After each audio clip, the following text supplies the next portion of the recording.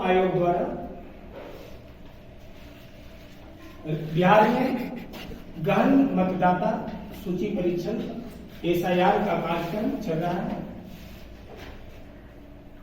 यह आज का काफी ज्वलंत, चर्चित और विवादास्पद मुद्दा बन चुका है। इसे लेकर विपक्ष ने यह सवाल उठाया है कि चुनाव आयोग इस SIR में उसके 75 मतदाताओं का नाम मतदाता सूची से हटाना चाहता है या इस SIR में नागरिकता संशोधन बिल में NCR वो करना चाह रहा है। आप जानते हैं कि इसकी NCR और CA कोई पहला मुद्दा नहीं है। इसके पहले भी NCR और CA का मुद्दा काफी विवादास्पद रहा है और इसे लेकर रामलीला मैदान में महिलाओं ने कई महीनों तक आंदोलन किया था और सरकार को इस पर फेलवर होना पड़ा था। तो क्या विपक्ष का जो शक है वो जायज है, क्या आधार युक्त है? तो आज के क्लास में हम संविधान के आलोक में, संविधान के परिप्रेक्ष्य में नागरिकता और चुनाव आयोग का गहन अध्ययन करने जा रहे हैं। तो सबसे पहले मैं शुरुआत करता हूं आज का क्लास नागरिकता से। भारतीय संविधान में नागरिकता का उल्लेख अनुच्छेद 5 से 11 तक में दिया गया है। कहां से दिया गया है, कितना में दिया गया है? 5 से कहां तक में दिया गया है? 11 तक में दिया गया है। भारतीय संविधान में नागरिकता भाग 2 में 5 से 11 तक में नागरिकता का उल्लेख है। अनुच्छेद है 5 से कहां तक? 11 तक। और नागरिकता संबंधी प्रावधान ब्रिटेन के संविधान से ग्रहण किया गया है। तो नागरिकता संबंधी प्रावधानों में भारत में लोगों को नागरिकता प्राप्त करने का आधार क्या है, नागरिकता मिलती कैसी है? तो भारत में नागरिकता प्राप्त करने की 5 विधियां हैं। पहला जन्म से, दूसरा वंश परंपरा से, तीसरा पंजीकरण से, चौथा देशीकरण से और पांचवा किसी भूभाग को भारत के क्षेत्र में सम्मिलित हो जाने से। जन्म से मतलब है कि भारत का प्रत्येक व्यक्ति जिसका जन्म भारत में हुआ है वह कहां का नागरिक होगा? भारत का नागरिक होगा। वंश परंपरा का मतलब होता है कि जिसके माता पिता या जिसके पूर्वज कोई भी कभी अगर भारत के नागरिक रहे, उसके वंश में कोई भी रहा तो यह व्यक्ति भी स्वतः भारत का नागरिक माना जाएगा। पंजीकरण और देशीकरण दोनों विदेशी लोगों को नागरिकता करने का एक प्रावधान है। पंजीकरण के अंतर्गत यह उल्लेख आता है कि अगर कोई बाहरी व्यक्ति, विदेशी व्यक्ति 7 वर्षों तक और देशीय के अंतर्गत कितने वर्षों तक? 10 वर्षों तक पिछले अगर कोई 7 वर्षों से भारत में रह रहा है तो किसी अधिकृत अधिकारी द्वारा रजिस्ट्रेशन कराकर भारत की नागरिकता प्राप्त कर सकता है। या देशीकरण के अंतर्गत अगर वह पिछले लगातार 10 वर्षों से भारत में रह रहा हो तो किसी उपयुक्त अधिकारी द्वारा उसको रजिस्ट्रेशन के आधार पर या देशीकरण के आधार पर भारत की नागरिकता क्या हो सकती है? मिल सकती है। पंजीकरण के अंतर्गत कितने वर्षों का है? 7 वर्ष। देशीकरण के अंतर्गत कितने वर्षों का है? 10 वर्ष। और निश्चित भूभाग के अंतर्गत होता है कि अगर कोई क्षेत्र भारत में सम्मिलित कर लिया जाएगा तो उस भूभाग के अंदर जितने भी व्यक्ति होंगे उस दिन से कहां के नागरिक माने जाएंगे? भारत के नागरिक। नागरिकता लोक से संबंधित 3 चीजें होती हैं।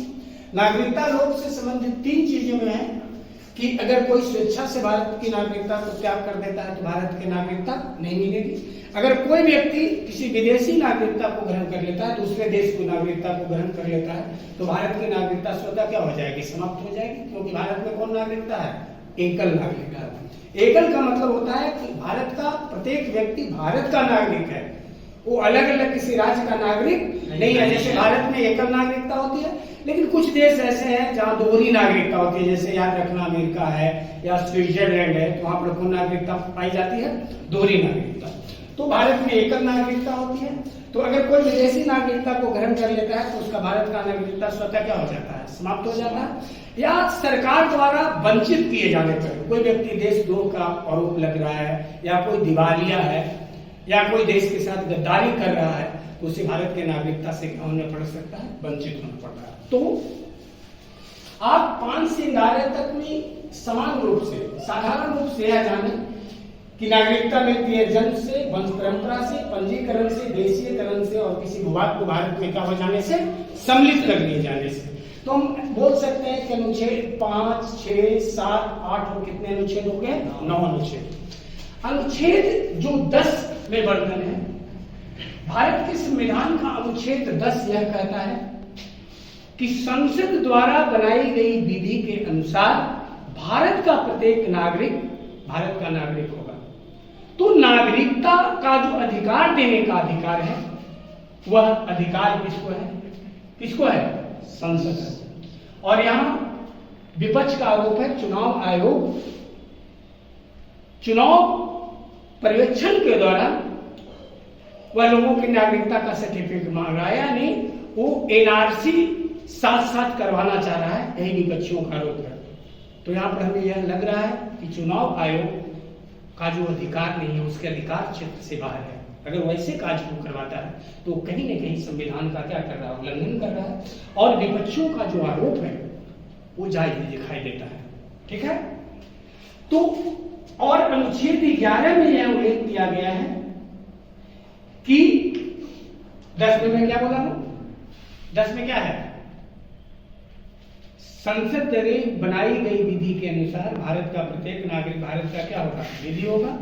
और नागरिकता से संबंधित विषयों पर कानून बनाने का अधिकार केवल किसको होगा, संसद को होगा। तो आप देख रहे हैं कि अनुच्छेद 11 में है कि नागरिकता से संबंधित विषयों पर कानून बनाने का अधिकार या जांच करने का अधिकार केवल किसके पास है, संसद के पास। यहाँ अभी आप देख रहे हैं कि इसमें जो चुनाव आयोग का हस्तक्षेप है वह संवैधानिक है, वो गैर क्या है, कानूनी है। तो यहाँ हम देख रहे हैं कि चुनाव आयोग अगर इस कार्य को कर रहा है तो ऐसे कार्य को हम क्या कर सकते हैं, अवैधानिक करते हैं। तो नागरिकता आप अच्छा से समझ गए होंगे, 5 से कहां तक बताए हैं 11। अब मैं आता हूं चुनाव आयोग पर। इस आयोग पर, चुनाव आयोग पर भारतीय संविधान के अनुच्छेद 324 से लेकर, ध्यान देना बच्चों, कितना तक, 329 तक चुनाव आयोग का उल्लेख मिलता है। संविधान का भाग चुनाव आयोग संविधान के केमा भाग में पढ़ना है 15 और 324 से 329 तक। मैं एक इस पर गहन दृष्टिकोण डालने का प्रयास करता हूँ। 324 में इस बात का उल्लेख है हमारे संविधान में कि चुनाव आयोग एक पूरी तरह निष्पक्ष, पूरी तरह स्वतंत्र और पूरी तरह अस्थायी संस्था है। तो चुनाव आयोग की इतनी शक्ति है कि चुनाव आयोग बिल्कुल ही निष्पक्ष होती है, बिल्कुल ही अस्थायी होती है और बिल्कुल ही क्या होती है, स्वतंत्र होती है। यानी किसी को भी चुनाव आयोग के व्यक्तिगत कार्यों पर हस्तक्षेप करने का अधिकार नहीं है और चुनाव आयोग किसी का हस्तक्षेप बर्दाश्त भी नहीं कर सकता है। तो बहुत बड़ी शक्ति दी गई है चुनाव आयोग को और इस शक्ति का उसे इस्तेमाल करना वाजिब भी है। तो अनुच्छेद 24 में है कि भारत में एक चुनाव आयोग होगा जो पूरी तरह स्वतंत्र होगा और कैसी संस्था होगी, अस्थायी संस्था होगी। अनुच्छेद कितना मैं बोल रहा हूँ, 300 कितना, 24। चुनाव आयोग का मुख्य कार्य होता है स्वतंत्र रूप से एक निष्पक्ष और पारदर्शी और स्वच्छ चुनाव को कराना चुनाव आयोग का मुख्य कार्य होता है। किसी पार्टी को अगर सिंबल देना है या कोई व्यक्ति अगर चुनाव लड़ रहा है तो उसे जो सिंबल देना है, तो यह कार्य किसका होता है, चुनाव आयोग का होता है। इसका वर्णन अनुच्छेद कितना में कर रहा हूं मैं, 24। अनुच्छेद 325 कहता है कि जाति, लिंग, धर्म और मूल वंश के आधार पर चुनाव आयोग किसी भी व्यक्ति को नागरिकता के अधिकार से वंचित नहीं कर सकता है और निर्वाचक नामबली तैयार करते समय इन आधारों पर वह निर्वाचक नामबली को तैयार भी नहीं कर सकता है। तो पहला अनुच्छेद आप देख रहे थे कि 11 के अनुसार चुनाव आयोग गैर संवैधानिक कार्य कर रहा था। 325 में उल्लेख है कि मूल वंश के आधार पर किसी व्यक्ति को नागरिकता से न वंचित किया जा सकता है, न निर्वाचक, न वोटर लिस्ट होता है ना, उसको तैयार नहीं कर सकता है। तो यहां भी अगर निर्वाचक नामावली का परीक्षण के दौरान, गहन परीक्षण के दौरान अगर हमसे हमारा मूल वंश से संबंधित कागजात मांगता है तो यह भी गैर कानूनी है, यह भी संवैधानिक नहीं है। तो यहाँ भी हम देख रहे हैं कि चुनाव आयोग अपने कार्यों का क्या कर रहा है, अधिकारों का अतिक्रमण कर रहा है। अनुच्छेद 326 में है व्यक्ति मताधिकार का प्रयोग किया गया है। 18 साल का या 18 साल से अधिक उम्र वाले भारत का प्रत्येक नागरिक को किसका अधिकार होगा? वोट देने का अधिकार होगा। वोट देने का अधिकार संवैधानिक हक है, यह किसी की बकौती नहीं है। किसी ने वोट देने का अधिकार देकर हम पर कोई एहसान नहीं किया है। संवैधानिक अधिकार प्राप्त है कि हम एक वोट देने का क्या होगा? अधिकार। तो व्यक्ति मताधिकार का जो प्रयोग किया गया है 18 वर्ष वाला, अनुच्छेद कितना में दिया गया है? अनुच्छेद कितना में दिया गया है? 26 में। 327 में है कि चुनाव आयोग निर्वाचक नामावली को तैयार करवाएगा।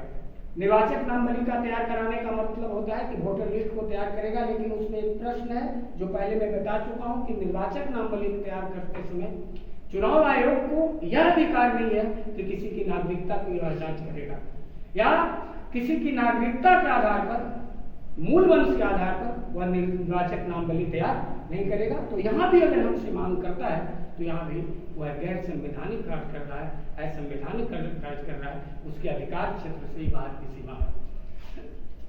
300 कितना बता रहे थे? 26। 327 बता रहे थे ना। 326 में क्या था? व्यक्ति मताधिकार। 327 में क्या था? निर्वाचक नामावली तैयार करना। 328 में दिया गया है ना कि राज्यसभा का चुनाव है, लोकसभा का चुनाव है या विधानसभा का चुनाव है, ऐसे चुनाव करने का अधिकार किसको दिया गया है? किसको दिया गया है? चुनाव आयोग को दिया गया है। और आगे है कि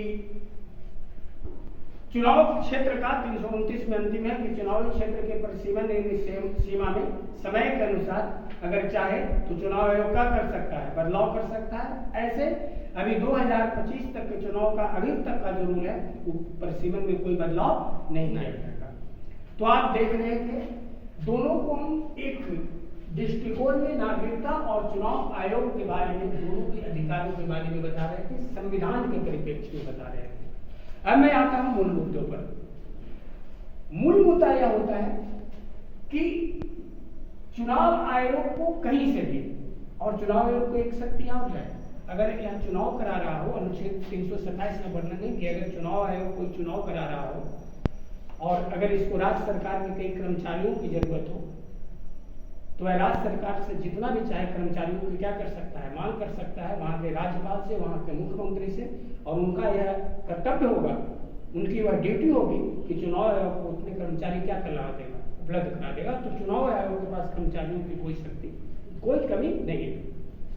देखो, ऐसा नहीं है कि पहली बार मतदाता सूची का निरीक्षण किया जा रहा है, पहले भी होता था, लेकिन यह सिंपल एक्सरसाइज होता था, किसी को पता भी नहीं चल पाता था और लोग जाते थे, देखते थे कि अगर मृत्यु हो गई है तो उसको वोटर लिस्ट से नाम हटा दिया जाता था, और 18 वर्ष किसी को है तो उसको क्या किया जाता था? जोड़ दिया। बहुत समान प्रक्रिया है, बहुत सिंपल एक्सरसाइज कर लिया जाता है, इसमें कोई बहुत बड़ी चीज नहीं है। तो इतनी अगर सिंपल अभिक्रिया है, और चुनाव आयोग जो होता है, चुनाव आयोग का भी जो मुख्य चुनाव आयुक्त हैं, अभी उनका नाम है कुल कुमार, ज्ञानेश कुमार। 1900 पहले चुनाव आयोग में सिर्फ एक अध्यक्ष होते थे, लेकिन अभी चुनाव आयोग कितने सदस्य हो चुका है? 3 सदस्य, जिसमें एक क्या होता है अध्यक्ष। 1993 में 3 सदस्य हो गया है। चुनाव आयुक्त, मुख्य चुनाव आयुक्त और उसके अन्य सदस्य होते हैं। युक्ति नियुक्ति कौन करता है? राष्ट्रपति करता है। याद रहेगा, कौन करता है? राष्ट्रपति। और उसका कार्यकाल कितने वर्ष का होता है? 6 वर्ष। तो ज्ञानेश कुमार, ज्ञानेश का शाब्दिक अर्थ भी होता है, ऐसा नहीं है। ज्ञानेश कुमार 1988 बैच के केरल के वरिष्ठ IAS अधिकारी हैं। मुख्य चुनाव आयुक्त तो वही बनता है जो वरिष्ठ IAS क्या होते हैं? अफसर होते हैं। तो ऐसी बात नहीं है, या ज्ञानेश कुमार कोई गोबर के लगा नहीं है, बिना बैल घर के बरेठा नहीं है। बैलगाड़ी का बरेठा काहे ना लगाया जाता है? बैलवा ने बरेठवा के खोलेगा ना, लगाएगा तो कभी बैलगाड़ी के पीछे में तुम सिटकी लिया बरेठा। तो ऐसा नहीं है कि गणेश कुमार है, गोबर गणेश है, या ऐसा नहीं है, लेकिन फिर भी वो ऐसा क्यों कर रहा है? तो ऐसा अगर वो कर रहा है तो वह जानबूझकर विवादित मुद्दा खड़ा करना चाह रहा है, क्योंकि लोगों को हो सकता है कि वह मूल मुद्दे से ध्यान को क्या करना चाह रहा है, भटकाना चाहता है। तो अगर चुनाव आयोग एक निष्पक्ष संस्था है, अगर चुनाव आयोग जिस दिन किसी पार्टी विशेष के लिए या किसी दल के लिए वह राष्ट्रीय हित के लिए काम करता है, अगर चुनाव आयोग किसी विशेष दल या किसी सरकार के लिए काम करने लग जाए तो यह बहुत ही गंभीर मुद्दा होता है और चुनाव आयोग को ऐसा कार्य नहीं करना चाहिए। तो एक शिक्षक होने के नाते, एक पढ़ा लिखा एक जिम्मेवार नागरिक होने के नाते, तुम लोग जिम्मेवार को जानते हो, तो हमेशा जागरूक इंसान बनना चाहिए। और जागरूक इंसान का मतलब होता है कि आप बदलने वाले हर परिदृश्यों पर अधिकार ध्यान दें। और एक शिक्षक होने के नाते यह मैं कह सकता हूँ कि कहीं न कहीं चुनाव आयोग में ऐसा करके विपक्ष का जो इस पर आरोप है उसे हम पूर्णतः निराधार नहीं कर सकते हैं। अतः चुनाव आयोग को इस पर विचार करना चाहिए, क्योंकि जो अधिकार क्षेत्र में है ही नहीं तो लोगों को बेवजह परेशान करना, बिना मतलब का परेशानी देना, बिना मतलब के मुद्दों को हवा देना, चुनाव आयोग का ऐसा कार्य नहीं होना चाहिए। क्योंकि राष्ट्र हित के लिए, जनता के हित के लिए, जनता को सुलभता के लिए, जनता को किसी काम में आसानी हो, इसके लिए चुनाव आयोग काम करता है। और ऐसे भी जानते हो कि चुनाव आयोग हमारे देश का संविधान का अभिभावक कौन होता है, पता है आप लोगों को? सुप्रीम कोर्ट, उच्चतम न्यायालय। अगर कोई संविधान का अतिक्रमण कर रहा है या गैर संवैधानिक कार्य कर रहा है तो सुप्रीम कोर्ट उस गैर संवैधानिक कार्य को करने नहीं देता है, उस मुद्दे को ही निष्फल कर देता है। तो मुझे विश्वास है कि यह मुद्दा अभी सुप्रीम कोर्ट में गया हुआ है और इसे जरूर एक दिन सुप्रीम कोर्ट देखना गैर संवैधानिक या संवैधानिक करार देगा, क्योंकि चुनाव आयोग पूरे स्वतंत्र मन से